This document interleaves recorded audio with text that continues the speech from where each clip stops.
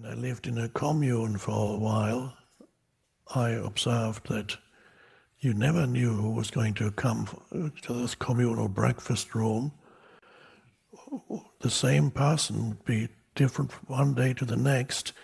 One day this lovely, totally present person was entering the breakfast room.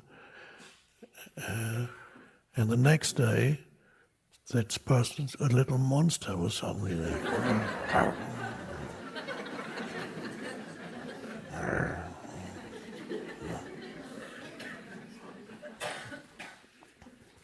Or didn't say a single word, just a dark cloud. Instead of a human being, there was a dark cloud sitting there.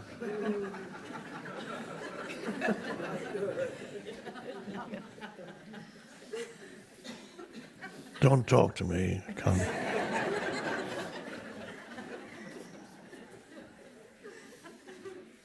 So everything is so horrible, everything.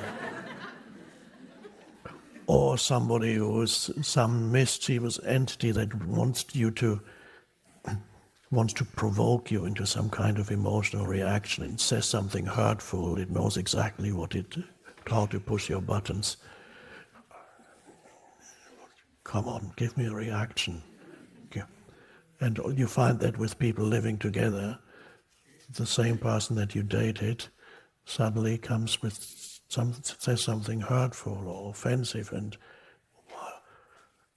before you know it, you are reacting.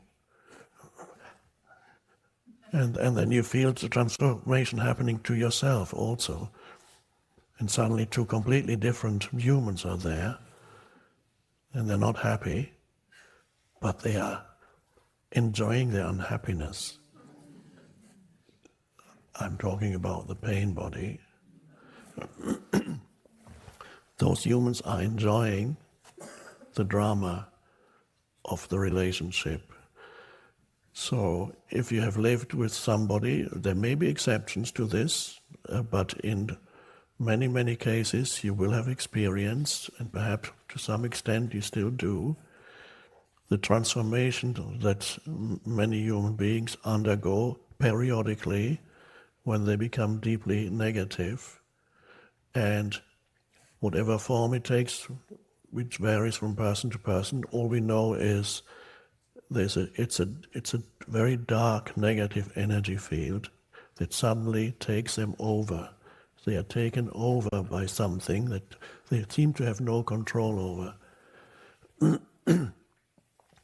And that's a shock when you first notice that in your partner, and now you've committed yourself. You've already signed the marital contract, or at least you've signed a rental agreement together, and suddenly you have serious doubts about this person. And it could be that you did not remain conscious when this person was taken over by the unconsciousness, because the unconsciousness that we call the pain body probably succeeded in provoking you so that you yourself got taken over by a similar energy field. You could not sustain presence because the onslaught of a pain body can be very powerful. And so before you know it, you're acting out relationship drama, shouting at each other, whatever, or saying the most hurtful things, and you're doing it to each other. And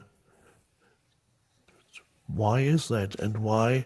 First time it's a shock, and then after a while you make up and say, oh, okay, it wasn't so bad. And then a couple of weeks or whatever later, it happens again. And it could even be that this time you initiate it. It's not impossible.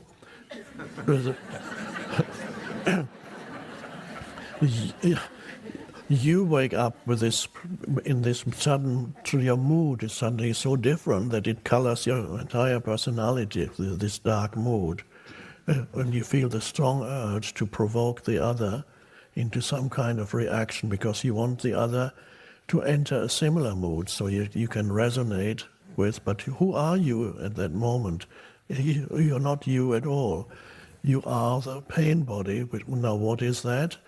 It's an emotional field that lives in you since childhood. It has grown. It consists of emotional pain, emotional suffering. Every child in this world suffers in one way or another emotional pain, because after all you live in an insane world. How could you not suffer from emotional pain? So a child builds up pain.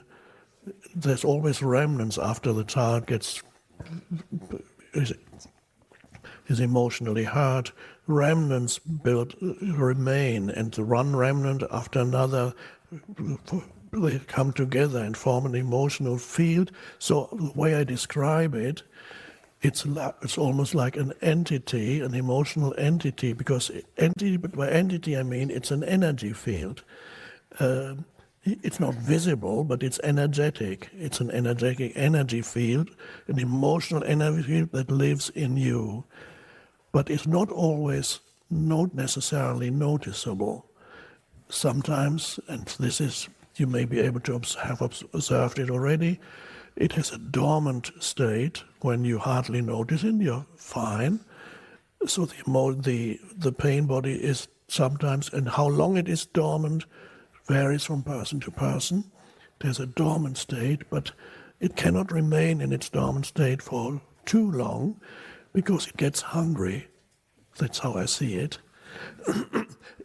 Now when it gets hungry, it needs to feed on more energy. The only energy it can feed on, it cannot feed on happiness or joy. It can only feed on something that an energy that corresponds to its own frequency, and which is a very low frequency. In other words, it is emotional pain, and it needs to feed on more emotional pain. It can only feed on a similar vibrational frequency or emotional frequency. There are two ways in which it can take on energy. It can feed. It can use another person, and when it uses another person, this thing, let's look at it as a little entity that lives in you. And this thing it borrows some of your intelligence, and it's very clever, because the first person, it will attempt first of all to use a person it lives with. The person you are closest to you might attempt to use this person to feed. Or how does it feed? It provokes the same energy in the other. It says something hurtful.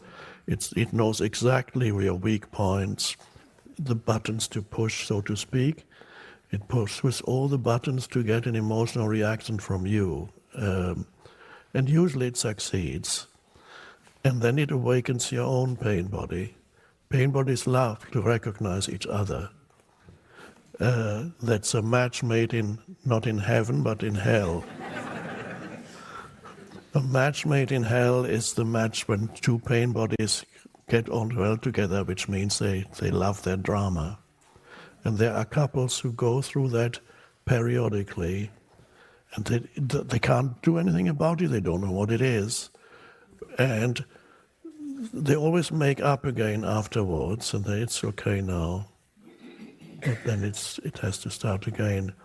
So when the drama happens, the pain body is feeding. And when this happens, how long it lasts varies. It could be an hour, it could be a day, it could be 2 days. It feeds on the reaction. It loves the reactivity. So some people have such heavy pain bodies that these are exceptional cases. I don't know what the percentage of humans is who have that. That is never totally dormant. So sometimes you meet people who, when you look into their eyes, there's already negative emotion. When they look at you, there's already negative emotion in their energy field, and what they are waiting is for you to say something that they can react against. They want you. They want some of those people are violent, So they want you to react emotionally to them, and so they're just waiting. Just say any word and if you have to be really present. A member of my family was suffering from paranoid schizophrenia, and it was a simple case. There was an emotional entity there that looked. You have to be very careful with every sentence, every word you said, because one wrong word and the entity would get up there. So whenever I was with that person, I was in a state of absolute presence, just...